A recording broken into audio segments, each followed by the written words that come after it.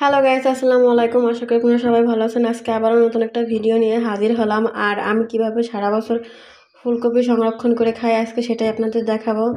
এই দেখুন, এখানে আমি 2টা ফুলকপি ছোট ছোট করে কেটে নিয়েছি। আর আমি কিন্তু ফুলকপিগুলো ভালো করে দেখে নিয়েছি। ফুলকপির ভিতরে কিন্তু অনেক পোকামাকড় থাকে। এবার আমরা এই ফুলকপি ধুয়ে নিব।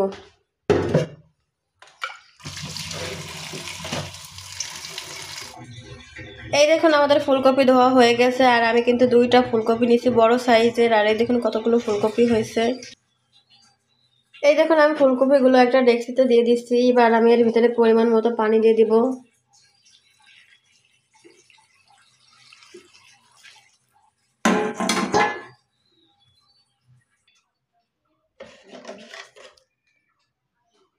এখানে আমি পরিমাণ মতো পানি দিয়েছি। এবার আমি হাফ চামচের মতো লবণ দিয়ে দিব।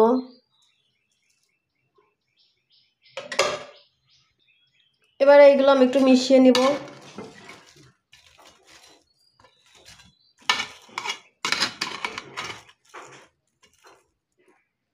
আমাদের মেশানো হয়ে গেছে।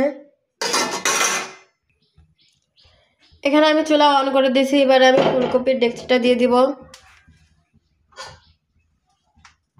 আর একটা ঢাকনা দিয়ে ঢেকে দিব। আমি এবার ফুলকপিগুলো বলক আসা পর্যন্ত অপেক্ষা করব।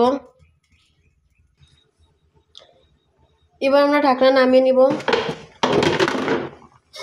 আর এই দেখুন, আমাদের ফুলকপিতে কিন্তু বলক আসতে পানি দেয়। এবার আমরা এগুলো একটু নেড়ে নিব। এই দেখুন, আমি ফুলকপি নেড়ে একটা ঢাকনা দিয়ে দিছি। এবার আমি আরও 2 মিনিটের মতো সিদ্ধ করে নিব। ফিরে এলাম 2 মিনিট পরে। এবার আমরা ঢাকনা নামিয়ে নিব। আর এই দেখুন, আমাদের ফুলকপি কিন্তু সিদ্ধ করা হয়ে গেছে। আমি কিন্তু 20%-এর মতো সিদ্ধ করছি। এবার আমি নামিয়ে নিব। এই দেখুন, আমি ফুলকপি নামিয়ে নিচ্ছি। আর আমি এখানে একটা জালি নিয়ে নিচ্ছি। এবার আমি ফুলকপিগুলো ঢেলে দিব।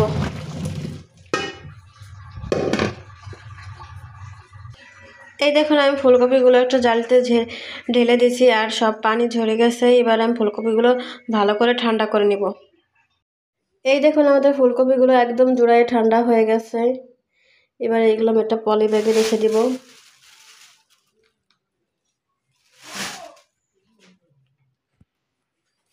এই দেখুন, আমি ফুলকপিগুলো একটা পলিথিনে রেখে দিচ্ছি। আপনারা কিন্তু চাইলে কিন্তু প্লাস্টিকের কৌটায়ও রাখতে পারেন। আর এইভাবে চাইলে কিন্তু ফ্রিজে রেখে সারা বছর খেতে পারেন। এবার এগুলো আমি ফ্রিজে রেখে দিব।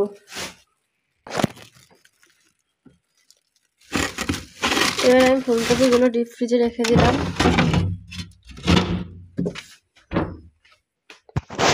আর ভিডিওটা ভালো লাগলে like, comment, share and subscribe করবেন। ভালো থাকবেন। আল্লাহ হাফেজ।